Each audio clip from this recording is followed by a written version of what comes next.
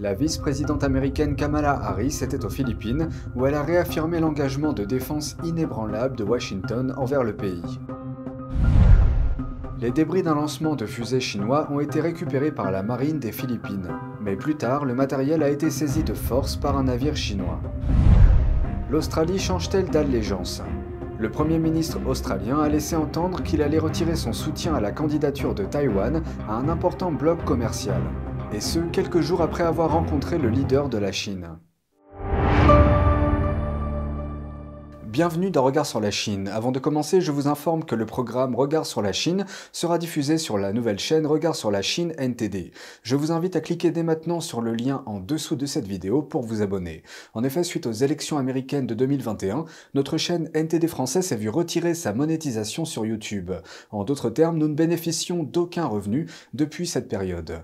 Pour que nous puissions continuer à vous informer dans de bonnes conditions, vous pouvez nous soutenir en vous abonnant et en partageant le lien de la nouvelle chaîne. Merci pour votre attention et j'espère vous retrouver très vite sur la nouvelle chaîne de Regard sur la Chine. On passe aux informations d'aujourd'hui avec un conflit au large des côtes des Philippines. Les navires chinois ont déjà bloqué des bateaux de ravitaillement philippins dans la mer de Chine méridionale contestée. Mais saisir des objets à l'armée du pays, ce serait une première. Et c'est exactement ce qui s'est passé ce week-end. Un commandant de la marine des Philippines a déclaré lundi que les gardes-côtes chinois avaient bloqué à 2 reprises un bateau de la marine philippine, coupé son câble de remorquage et saisi de force des débris de fusées récupérés par la marine philippine. Les débris semblent provenir d'un récent lancement de fusées chinoises. Personne n'a été blessé lors de cet incident. À la suite de l'accusation, la Chine a nié qu'il y a eu une saisie forcée. Elle a affirmé que les débris avaient été remis par les forces philippines après, je cite, « une discussion amicale ». Par le passé, la Chine a été critiquée pour avoir laissé des pièces de fusées retomber sur Terre. L'agence spatiale américaine, la NASA, a demandé à Pékin de revoir la conception des fusées afin qu'elles se désintègrent lors de la rentrée dans l'atmosphère, ce qui est la norme au niveau international. La mer de Chine méridionale est l'une des régions les plus contestées au monde, plusieurs pays revendiquant la propriété de ces petites îles.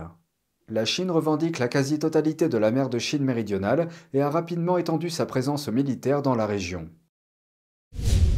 Le Premier ministre australien a laissé entendre qu'il était peu probable qu'il soutienne la candidature de Taïwan à un important pacte commercial, et ce 3 jours seulement après avoir rencontré le dirigeant chinois Xi Jinping. Voici la suite.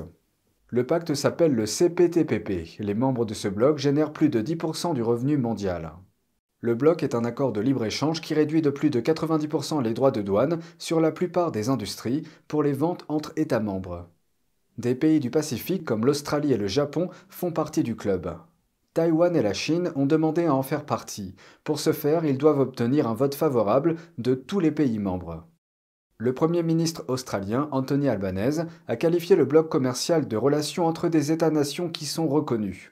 Il a poursuivi en précisant que Taïwan est représenté en tant qu'économie. La Chine considère Taïwan comme une province sécessionniste. Le régime a juré de prendre le contrôle de l'île par la force si nécessaire. Et ce, malgré le fait que le Parti communiste chinois n'a jamais gouverné Taïwan. Sous la pression de Pékin, seuls 14 pays entretiennent des relations diplomatiques officielles avec Taïwan. 3 jours avant sa remarque, Albanese a rencontré le dirigeant chinois Xi Jinping. Albanese espérait persuader Xi de lever les barrières commerciales sur les produits australiens. Nos relations ont connu des problèmes. Il y a quelques 20 milliards de dollars de sanctions économiques contre l'Australie, mais ce n'est pas dans l'intérêt de l'Australie en termes d'emploi et d'économie. Ce n'est pas non plus dans l'intérêt de la Chine. L'Australie a des produits de classe mondiale dans le domaine des fruits de mer, de la viande, du vin et d'autres produits que nous exportons vers la Chine. Il est dans l'intérêt de la Chine de recevoir ces produits, il est dans l'intérêt de l'Australie de les exporter. Les relations entre les deux pays se sont envenimées ces dernières années. C'est après que l'Australie a demandé une enquête sur le virus, dont la propagation et la provenance ont été dissimulées par le Parti communiste chinois et qu'on appelle aujourd'hui le Covid-19. La Chine a imposé des barrières commerciales au pays, ce qui a coûté aux exportateurs australiens plus de 13 milliards de dollars par an. Mais le gouvernement australien a semblé revenir sur la remarque d'Albanese. C'est après que Taïwan a demandé une clarification. Voici la réponse de Taïwan. Le gouvernement australien nous a dit par la suite qu'il n'y avait pas de changement dans sa position sur la demande d'adhésion de Taïwan au CPTPP. L'Australie est toujours favorable à ce que toutes les économies qui remplissent les conditions du CPTPP, y compris Taïwan, rejoignent le bloc. Taïwan a déclaré qu'elle continuerait à exhorter les États membres à l'accueillir dans le bloc. Le dernier voyage de la vice-présidente américaine Harris en Asie comporte une étape inhabituelle, la mer de Chine méridionale. Voici la suite. La vice-présidente américaine Kamala Harris était aux Philippines. Lors de sa rencontre avec le président du pays, lundi à Manille, elle a réaffirmé l'engagement inébranlable de Washington en faveur de la défense des Philippines. Nous sommes à vos côtés pour défendre les règles et normes internationales en ce qui concerne la mer de Chine méridionale. Une attaque armée contre les forces armées, les navires publics ou les aéronefs des Philippines en mer de Chine méridionale entraînerait des engagements de défense mutuelle de la part des États-Unis. Le voyage de 3 jours de Harris aux Philippines comprenait une escale sur les îles de Palawan mardi. Pékin revendique certains territoires dans les eaux au large des îles Palawan et dans une grande partie de la mer de Chine méridionale. Par le passé, des navires chinois y ont bloqué des bateaux de ravitaillement philippins chargés d'approvisionner les forces philippines. Le voyage de la vice-présidente vise à contribuer à la relance des liens entre les États-Unis et les Philippines. Il s'agit de contrer les récentes agressions de la Chine dans la région du Pacifique, comme la revendication expansive de la Chine dans la zone contestée de la mer de Chine méridionale et à Taïwan.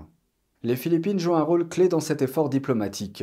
Elles sont situées près de la mer de Chine méridionale et à un peu plus de 180 km de Taïwan. Des experts disent que des relations solides entre les États-Unis et les Philippines pourraient grandement compliquer le projet d'invasion de l'île par la Chine. La visite de Harris sur place a suscité des protestations de la part de certains groupes. Nous ne voulons pas que notre pays soit utilisé comme le panneau d'affichage ou la rampe de lancement des guerres des États-Unis contre la Chine ou tout autre pays. Washington investit des millions pour aider la nation à moderniser son armée. Mais le pays ne s'est pas engagé à soutenir une intervention des États-Unis dans un conflit concernant Taïwan. Des nouvelles de la situation en Indonésie. Sur son territoire, le pays collabore avec la Chine dans le cadre de l'initiative Ceinture et Route de Pékin. Dans le cadre de cette initiative, la première ligne ferroviaire à grande vitesse d'Indonésie est en cours de construction. Cette ligne ferroviaire de près de 150 km a un prix élevé, l'équivalent d'environ 8 milliards d'euros, et plus de la moitié est financée par un prêt chinois. Le chemin de fer est construit avec la technologie chinoise et en partie par des travailleurs chinois. Il en résulte un effet d'aller-retour. Une partie de l'argent venant de Chine retourne également en Chine. L'Indonésie a maintenant une dette de l'équivalent de plus de 21 milliards d'euros envers la Chine. Un média local a qualifié cette dette de bombe à retardement pour l'économie indonésienne. Joe Biden a rencontré le dirigeant chinois Xi Jinping en Indonésie la semaine dernière. Biden a déclaré que la communication entre les deux pays était essentielle. Frank Gaffney, président du Centre pour la politique de sécurité, a employé des termes très forts, comparant les discussions à une rencontre historique avant la Seconde Guerre mondiale à Munich. Voici un extrait de son interview. Frank, merci de vous joindre à nous. C'est un plaisir de vous revoir. C'est toujours un plaisir. Merci de m'avoir invité. Récemment, la rencontre de Xi Jinping avec le président Biden a fait la une des journaux. Et vous semblez dire que cela pourrait être un Munich 2.0. Qu'entendez-vous par là?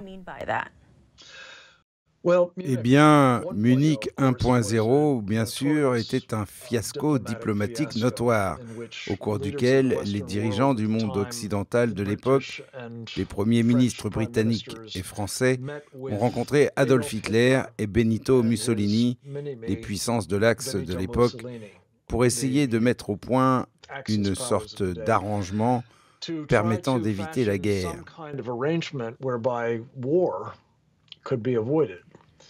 Et les dirigeants occidentaux sont arrivés à la réunion en voulant désespérément éviter un conflit, désireux d'apaiser leurs adversaires potentiels et trompés en pensant qu'ils pourraient trouver une sorte d'arrangement qui empêcherait l'agression, que dans ce cas, les dirigeants totalitaires étaient déterminés à mettre en œuvre.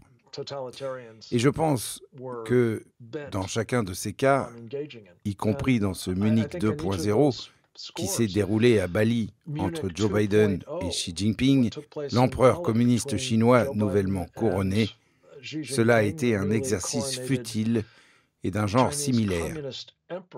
Je pense que Biden est arrivé en étant déterminé à éviter un conflit et que Xi Jinping est tout aussi déterminé, sinon plus, à s'y engager.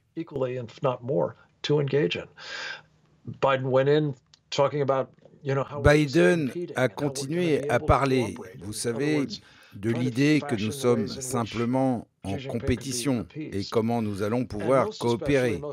En d'autres termes, il a essayé de trouver des moyens d'apaiser Xi Jinping et surtout, Biden semble penser que Xi est un homme avec qui il peut faire des affaires, avec qui il peut traiter, avec qui il peut conclure des accords pour éviter tout conflit. Rien de tout cela n'est vrai.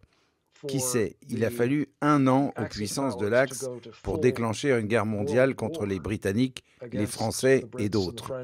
Je ne pense pas que nous ayons ce temps.